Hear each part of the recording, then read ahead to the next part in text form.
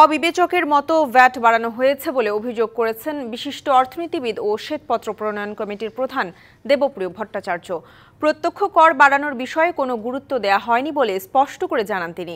শনিবার সকালে রাজধানীর আগারগাঁও বিআইসিসিতে শ্বেতপত্র প্রণয়ন কমিটি 2024-এর সিম্পোজিয়াম অর্থনৈতিক ব্যবস্থাপনা, সংস্কার ও জাতীয় বাজেট নিয়ে সেমিনারে অংশ নিয়ে তিনি আরও বলেন, অন্তর্বর্তী সরকারের আমলে প্রাতিষ্ঠানিক ও প্রশাসনিক সেক্টর বেশি মনোযোগ পাচ্ছে। বলেন, অর্থনৈতিক সংস্কারে কোনো মনোযোগ নেই সরকারের।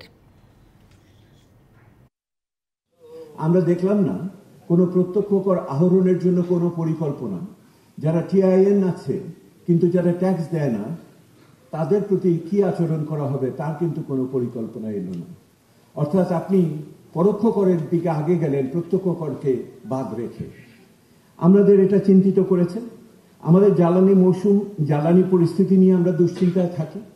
গ্যাসের সরবরাহ এবং আগামী বড় মৌসুম এবং গরমের মধ্যে আমার জ্বালানি পরিস্থিতি আরো জটিল হবে এইরকম আশঙ্কা করা হচ্ছে।